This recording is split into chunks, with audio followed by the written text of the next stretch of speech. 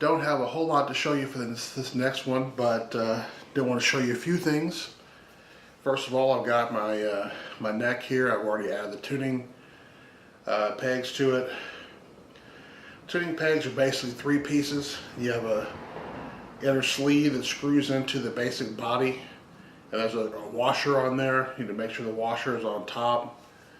Then at the base of each of these, there's a screw that holds it in place, because these things have a tendency to wander around because of the circular motion of what you're doing. It didn't take but a few minutes to stick these on there.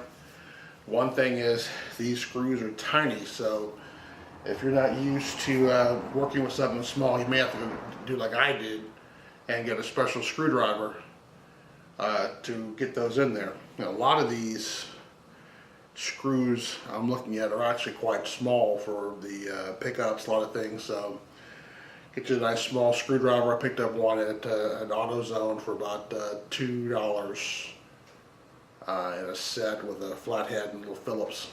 So anyway, the neck is about as finished as it can be without strings and being attached to a body, but you see the contrast there with the black and the natural wood on there. That's the kind of look I was going for. Then I had a wild hair and decided to really get jiggy with it. I'm not sure how it's going to actually work out, but what I did is I took my body and I basically traced it in black. I have a black stain here in the house, and I've taken all the edges and I've gone black all the way around the edge with that. As you can see, in spots the back is a little messy. The black stain tends to get on everything and it just smears, so I'm going to have to really get in there and work that out. But on the front, the lines are fairly decent. It'll still, I think, turn out to be the combination that I want to get out of it. I'm going to have to touch the edges up a little bit to make sure my lines are clean.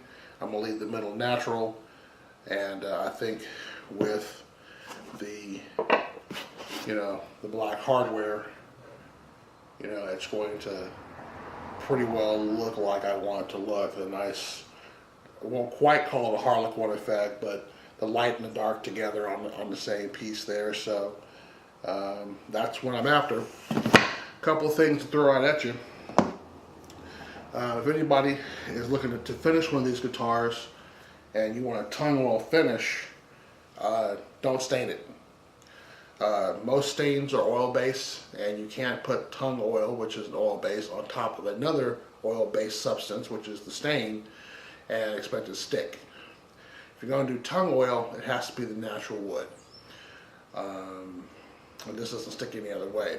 Now, it doesn't mean that you can't, if you stain it, you can't put other types of finish on it. There are other things out there you can use, which is what I'm going to have to do here, because I have a stain on there that is an oil-based stain around the edge. So for it to stick all the way across, I'm going to have to use probably some type of varnish on the whole thing, which I'm okay with. Well, as you see here in front of us, I went a whole different direction with the color of the guitar. Bass. Originally I was going to go with a more natural tone, like you kind of see a little bit here, but after I saw how the ebony looked with the all natural, it just really didn't work all that well. So what we have now is basically ebony on the sides and all the way around on the side, and then on the front and the back we have what's called red mahogany, which I don't know if how the color was going to come through on the tape, but it is a brown, but it's more of a reddish kind of brown. I didn't go real heavy on it, but I did notice that it blended very well with the ebony around the edge, and it helped to correct a multitude of sins, so to speak, with the ebony that took place. So that's what we're going to go with. A couple of things I picked up along the way. These sanding bricks I picked up, which were very, very helpful to keep the sanding straight and organized, rather than try and take a sheet and wrap it around a piece of apparatus to do the sanding. You can get these in all kinds of what you would call, I guess, roughness. This is a 320. I also had a 180. The brick is sitting over there. I've pretty well used it all up. Typically, the higher the number, the finer the grit, and typically the closer you are to the finishing style. 180 is typically what you would use to do some coarse smoothing out, I guess you could say. Is what's recommended to use in between layers of the varnish and finish you want to put on there to make it shiny. Each layer you're going to sand down with about 180 to make it totally smooth and put a new layer on.